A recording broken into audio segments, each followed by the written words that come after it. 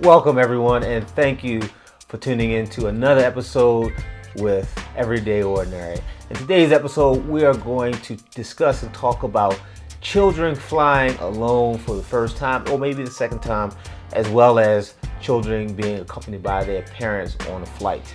And then today, we have a wonderful gentleman here to my right by the name of Mr. Johnson, who is an experienced and he is a professional at this, and he is going to be here to talk to us about this.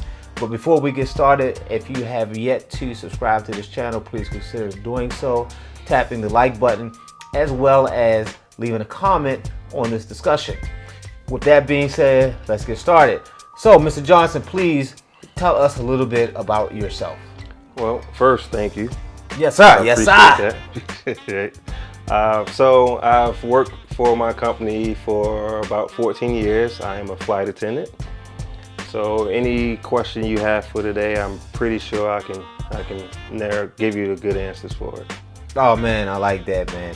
So been really looking forward to having this discussion with Mr. Johnson because he is very familiar with this, and I know he'll be of a great asset to all the viewers out there. Whether you have a child, you're expecting a child, and you're just not really sure on how to go about this. So we're going to start today with this particular question is, so when you have a child, what is the age range that a child can take a flight unaccompanied by an adult? Well, for my company, it's 5 to 11. That is the age range for an unaccompanied minor. Okay, and it's so interesting that it's just very daunting to me to fathom that a 5-year-old could travel alone. But evidently, with his information, that it is definitely possible and it has happened before. So, moving on, this next question I think is extremely valuable. When the parent is at home days before the trip, how would you recommend that they prepare their child for this trip? Well, narrow it down to a few things. I'll try to keep it under 5. So one thing, to me, the most important thing you can do to prepare your child is to teach them, it's a matter of respect. Respecting the flight attendant, respecting the flight crew, respecting the airline employees that's going to be there to help them out. 2, making sure that they know exactly who's meeting them, Yes. who's picking them up. 3, making sure that they have all the entertainment that they can possibly have to entertain them throughout the flight. Whether it be cell phones, iPads, making sure that it's all charged up and their movies are downloaded or games and stuff like that. Any and everything that can help them. Absolutely. 4, food.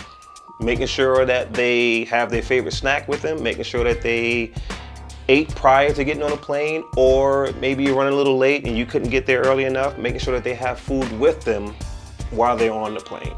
Mm-hmm. Last but not least, it's probably should be number 1 or number 2, is making sure that they kind of conduct themselves in a way that represents you and your household, and making sure that they do not talk to strangers and give out valuable information to people that they don't know. I would say that's the most important. There's a little bit of do's and a little bit of don'ts in there, but I would say that's about it. Conducting themselves on a plane, kicking a chair, flight attendant call bell button, hitting that too many times, starving for attention, using the bathroom over and over, making sure that stuff like that is already taken care of prior to getting on a plane, so that the flight can go smooth for the child and the flight attendant. Mr. Johnson, I think that's great, man. I really appreciate that. I'll just add this for my limited flying experience, and I've seen that, so I'm really happy that he touched on the whole kicking the chair, because that can be pretty cumbersome for a lot of people with passengers and things of that nature. So we're going to slide on and keep moving. So once the parent and the child, it's the time, it's that day, it's that morning, whenever they're flying, and they have arrived to the airport and they're ready to go inside, what should they expect, and how should they prepare themselves, and what should they look to happen once they get there? Well, once the parent gets to the airport, You walk through the doors, you check in at the ticket counter. If you're checking a bag, you check a bag. They're going to give you documents for the child to have that's going to identify them as an unaccompanied minor. It's like a little lanyard that they have over their neck. They're also going to issue you something that you can get through security. I'm not sure what exactly they issue you so that you can get through security, but you escort your child through security and to the gate. So once you're through security, make sure your child has something to eat. Maybe they need to eat first. Make sure that you're at the airport at least 2 hours prior to the plane leaving. Make sure you just want to be on time, and you want to give yourself that room for error just in case the plane is late or whatever. Maybe you didn't get food. You need to get food at the airport. Yeah. Once you get through that, you got all that done, you get down to the gate, you should report to the ops agent. If the ops agent is not there, the ops agent is the person that's standing at the door to the jet bridge that takes you down to the plane. The ops agent is also the person that's going to escort your child down the jet bridge to the plane to a flight attendant. But if the ops agent is not there, you can just report to the customer service agent. There's usually some type of booth or something there. You report to them, let them know that you're there for your child and that you're there to make sure your child get on the plane. Is the ops agent there, you can just bypass them, go straight to the ops agent, which is the doorway to the jet bridge. And ops agent escorts your child down to a flight attendant. Your child is the first one to board. Right. The ops agent comes down and hands the information in that lanyard over to the flight attendant. So the flight attendant knows exactly who's on the plane, your child's name, who's picking your child up, verifies the information on there.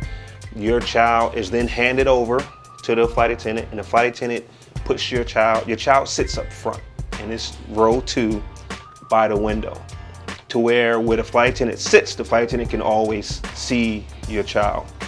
Your child gets on the plane, they let the child know that they're there and introduce them to all the other flight attendants, let them know that they're there for them, their comfort, their safety, and explain to them the ins and out of the plane, let them know that they're going to be checking on your child throughout the flight. Maybe every 15 or 20 minutes or so, they're going to be coming by to check on the child. Mm-hmm. So that's what, your child's in good hands. So that's what you should expect when you get to the airport. Oh man, that was pretty dope, brother. It was thorough.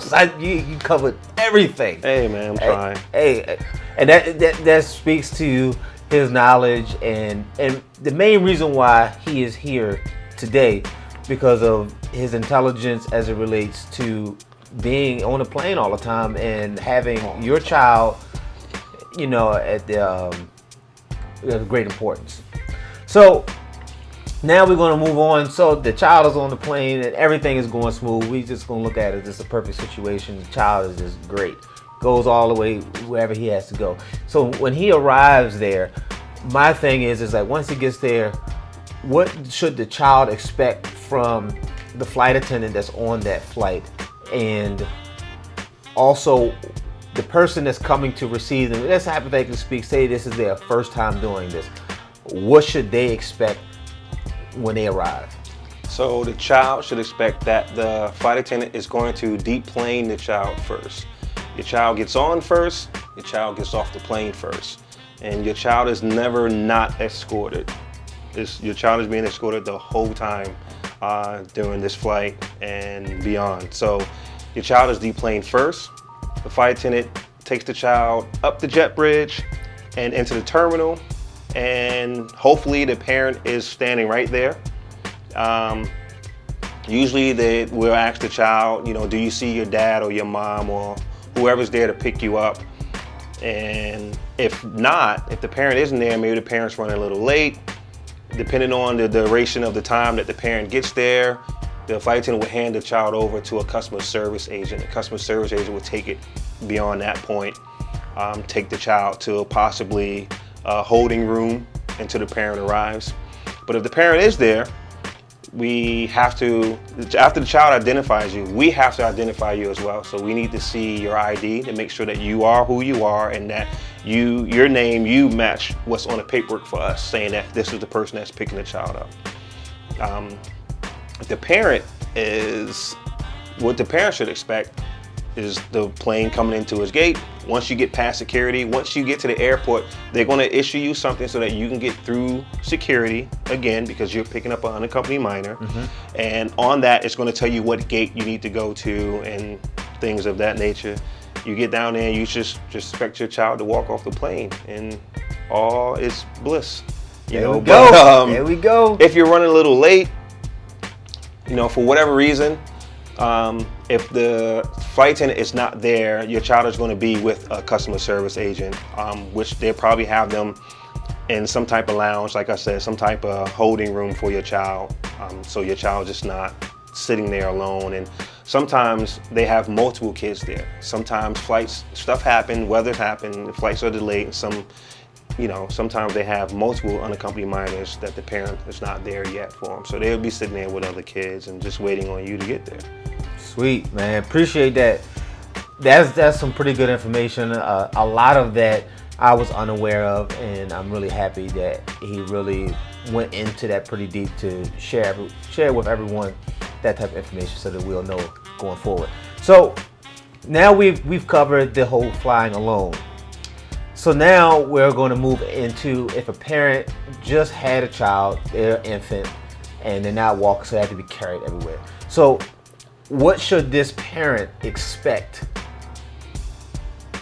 while they're flying? What should they expect with this infant? And what should they do to prepare for this flight? One, it's an infant, so more than likely this baby's going to cry. So you're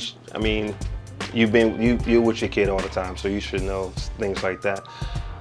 But what you should do to prepare for it is to, one, have some type of hearing protection for your child. Two, some type of entertainment. It might be a little hard to have certain things for an infant, but some type of entertainment. Some type of food, whether it's formula or whatever you do, whatever you need or to do for feeding your child, infant, So those are, I would say, the three most important things. Actually, there's four. The car seat, whether your child is going to be a lap child or your child is actually going to be in a car seat, make sure that the car seat is a car seat that can actually strap into a chair or a chair on a plane. Some of them can't. Some of them sit a certain way, and the seat belts can't actually go around and strap them in to the seat. And if that's the case, then we really can't allow you to use it because it becomes a safety issue. It has to be able to strap into the seat. So make sure that whatever car seat or whatever you're traveling with is something that can be strapped in to the seat. And I'm not sure exactly what all those are. You can more than likely go online to find out which ones you can and you can't have on a plane. Okay. That's about it. It's an infant. Infants don't know pressure. They don't know how to deal with pressure. So the ear popping can be an issue. So that's where the headsets come into play. Cancellation headphones, stuff like that. Also, where you sit on a plane. The best is to sit in the middle or toward the front because of the way that the turbulence hits the plane, and it usually hits the back of the plane more so than it does the front of the plane. So you deal with more turbulence in the back versus the front or the middle of the plane. Wow. And that can be something that can, cause some discomfort for your child. Motion sickness, something that it's never really felt. It's different in the car than it is on a plane. Hey, look, guys, let me tell you something.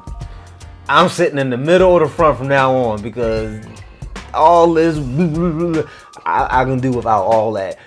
I had no idea how the air and all that stuff may hit the plane. So I think that was super dope, valuable information, not just for the parents, for children, but just for people, period. Yeah, it's the way the plane flies. The plane flies like on an angle.